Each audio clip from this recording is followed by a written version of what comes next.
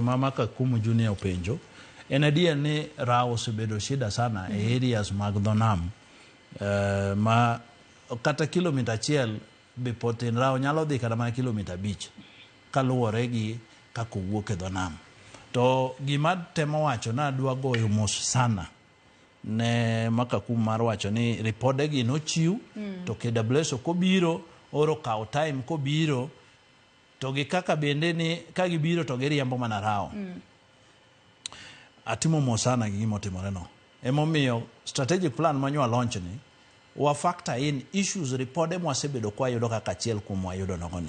Temo adwa ni wa improve on mondo at least wananchi bendo bedgi a different thinking kaka performance mar KWS. Wadwa no bed a high performance organization. To gima wanyadhi timo momiyo issues mobedo race gi wanyalo overcome them. Number 1,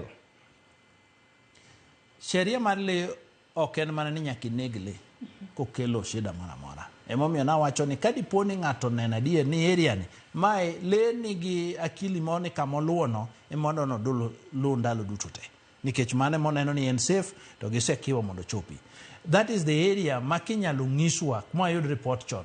Kech le okuga chabla. Kama koro wang'e ni ma hotspot area. Mae kama oluoga. Wanyalo position askache kuondego. To nego le bok priority mar dhano kata mar sirikal. Gima wadwaro ni mondo watim to ere kaka wanyalo prevent mondo kik nege kapok ochopo okos effect mar puodho oro nego ng'ato. Kwa yudo information kuma position askari kanyo obviously obro prevent mondo kik gichop kama intie. To emomiyo na wacho ni mokwongo ni wadwa bedo gi a collaborative approach. Wa engage community, wa engage other partners mabe operate this area. Ere kaka wanyalo zoea mondo ng'ato kik odhi opure dho nam. Kata kamano puothe, to ere kaka wanyalo improve wach mar puro mosekiwa puothe ni mara ok donje. To wananchi ere kaka koro ginyabedo protected mondo kik ng'ato bed at risk ni onyalo romo gi le mohinyre. Kama pi ochuno ni nyaka ji dhi om pi e nam. Ere kaka wanyalo kelo pi machiegni goganda kwariwore gi other agencies mondo koro wach mar dhi e nam no wa reduce the level of risk ne oganda. KWS watwaro mondo watim a lot of engagement goganda mondo this information kik wabed in a scenario ma jo oganda complain.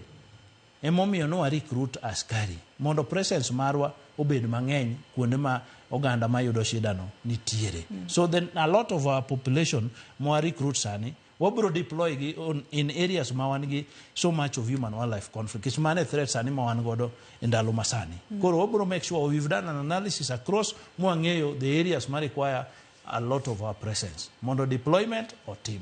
Sani wado improve even on technology. Momi na wacho ni that communication obed efficient. Even in equipments, geche, sani wan gi geche manyien wado no deploy areas ailage. Nye sirikal okonyo ma kata wan sani KWS no wang'iewo geche 100. These 100 vehicles wado no distribute gi e hotspot areas kamano. Mondo ng'ato kik wach ni gari no dhi tich kamoro ok nya chopo. Oro chopo e samo leo. Ka already asara osebedo. Aya, ote machielo majoneno magwa podi chwalo no kinyi makawuono kata penjo majoneno magwa podi nitiere goda wacho ni ote thoth ahinya. Thuolo mon tiere godo matin kata kamano ibo bed ka iduoko gi achiel kachiel. Janeno moro kongiso nyinge wacho ka ni most KWS Rangers are so depressed. Mokwongo wacho ni recently all uniform